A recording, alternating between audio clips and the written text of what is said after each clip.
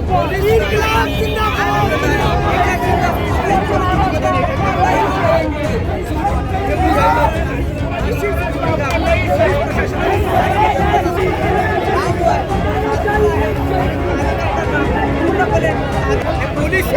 कर्मचारी अधिकारी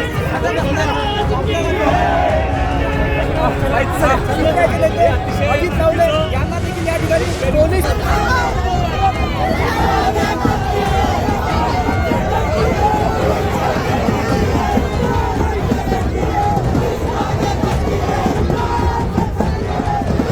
बुलढाणा शहरात शिवाजी कोण होता या पुस्तकावरून निर्माण झालेला वाद आता राज्यभर पसरला आहे।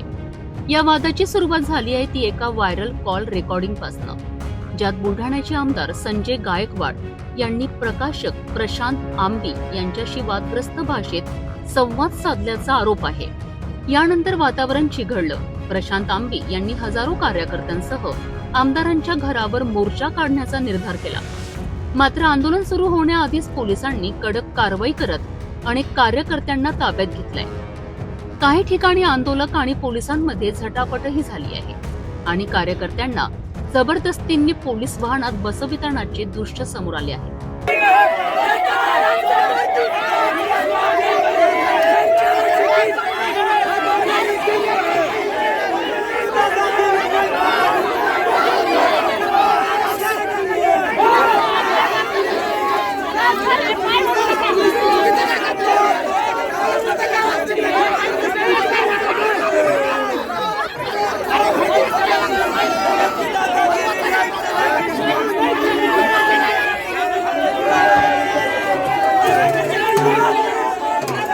दरम्यान कम्युनिस्ट पक्षाच्या वतीने आयोजित या वाचन आंदोलनात राज्यभरातून कार्यकर्ते सहभागी झाले होते।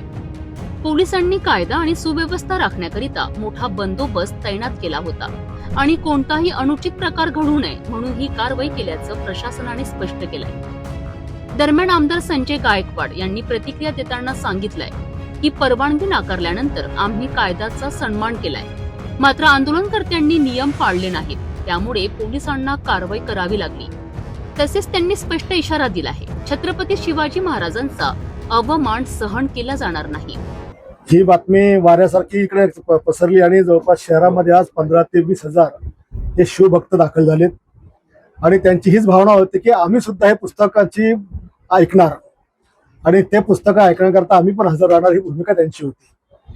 आणि म्हणून सगळ्यांनी इथे एक छत्रपती शिवाजी महाराज आणि संभाजी महाराजांच्या पूजेचं आयोजन केलं होतं, पण पोलिसांनी परवानगी नाकारली। आम्ही ते कार्यक्रम रद्द केला आणि मग त्यांचे जे काही बाहेर गावातून या ठिकाणी लोक आंदोलन करता आले, प्रति आंदोलनाकरता आमचे लोक तिकडे गेले, परंतु मी बऱ्याचशा लोकांना जाऊ दिलं नाही, कारण मला कायदा सुव्यवस्था माझ्या मतदारसंघात बिघडवायची नव्हती। परंतु पोलिसांनी योग्य पाऊल उचललं। आम्ही जसं पोलिसांचं ऐकलं जसं पोलिसांना ऐकलं नाही आणि त्याच्यामुळे पोलिसांनी त्या सगळ्यांना डिटेन केलं आणि त्याच्यामुळे नारेबाजी त्यांच्याकडनं पण झाली तर प्रत्युत्तर आमच्या समोर पण झाली, परंतु पुस्तकाचं वाचन मात्र झालेलं नाही। प्रकाश आंबी याला तिकडे रस्त्यातच पोलिसांनी डिटेन केलेलं आहे आणि त्याच्यामुळे कदाचित ते इथं आले असते आणि त्यांनी जर मजुरी केली असती तर कदाचित काही वेगळं घडलं असतं, पण ईश्वर कृपेने पोलिसांच्या खास प्रयत्नाने हे झालं नाही। या पुस्तकाच्या नावावरूनही आता राजकारण तापलं आहे। शिंदे गटाकडून पुस्तकाचं नाव बदलण्याची मागणी केली जात आहे, तर दुसरीकडे कम्युनिस्ट पक्षाकडून आमदारांवर कारवाईची मागणी होत आहे। फक्त मी इथं मोर्चाला आलेलो आहे, इथं आम्हाला काही बाकीचं काही करायचं नाही आणि तो आमचा इतिहास नाही आहे। 2012 पासून मी चळवळीमध्ये सक्रिय आहे। गल्लीपासून दिल्लीपर्यंत मोर्चे आंदोलन अटेंड मी केलेले आहेत। हे काय पहिल्यांदा मी मोर्चा आंदोलन करतोय असं नाहीये, त्यामुळे तुम्ही माझा इतिहास तपासा। आम्ही असंविधानिक पद्धतीनं कोणतंही काम, कोणताही मोर्चा, कोणतेही आंदोलन करत नाही। आम्ही संविधानिक मार्गानं इथं मोर्चा जाहीर केलाय। फसवणूक केलेली आहे आमची। खरं तर आम्ही एक साधा कार्यकर्ता आहे। मी पोलिसांना चुकून 2 व्हीलरनं सुद्धा तिथे जाऊ शकलो असतो, पण आम्ही पोलिसांबरोबर सहकार्याची भूमिका घेतलेली आहे। निघताना पण आम्ही जाहीर करून निघलेलो आहे।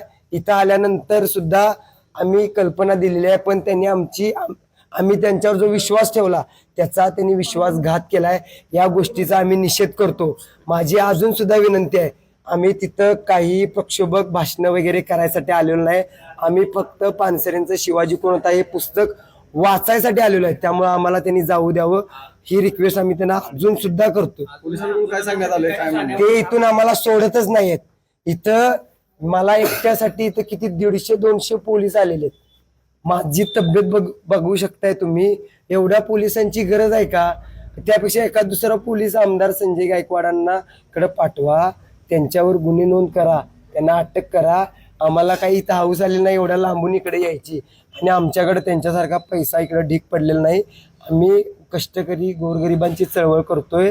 आणि साध्या एकतर मी पूर्ण दिवस झोपलेलो नाही, पूर्ण रात्रभर त्या ट्रॅव्हलरमधून चेंबून आम्ही आलेलो आहे. सकाळपासून मी नाश्ता केलेला नाही. तुम्ही इथं मीडियाचे प्रतिनिधी आहात, तुम्ही बघताय. आमच्या कार्यकर्त्यांपैकी काही जणांनी नाश्ता केलाय, तो पोलिसांनी दिला होता, पण मी अजून सुद्धा नाश्ता केलेला नाही.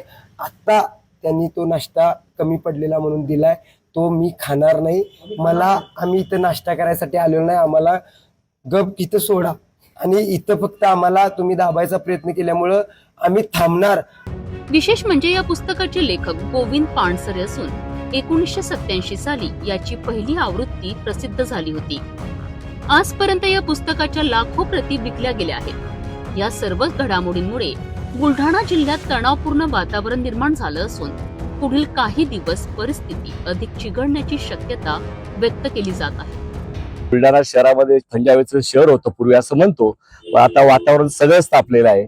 आणि धर्मवीर म्हणणाऱ्या आमदाराच्या गावात आलेल्या पाहुण्यांना सावलीत होऊ न देणं हे कोणता शिष्टाचार आहे आम्हाला माहिती नाही. सत्ता असताना काय करू शकतात याचं हे उदाहरण दिसतंय. पण शिवरायाच्या महाराष्ट्रामध्ये सर्व जनता पाहत आहे, आणि महाराष्ट्र याला उत्तर नक्की देईल. महाराष्ट्रातून सर्व कार्यकर्ते 12 वाजेपर्यंत इथं पोहोचतील, उन्हामध्ये का असेना, परंतु आम्ही शिवरायांचा खरा इतिहास या बुलढाणा शहरवासियांना आम्ही सांगणार आहोत. आणि आमदारांना आम्ही विनंती करणार आहोत की तुम्ही कसे वागा. आम्ही मात्र शिवरायांचं, बाबासाहेब आंबेडकरांच्या विचारावरती, फुल्यांच्या द्विशताब्दीचं वर्ष आहे, हा वारसा जपत आणि लाल बावटा हातात घेत आम्ही खरा इतिहास सांगत राहू.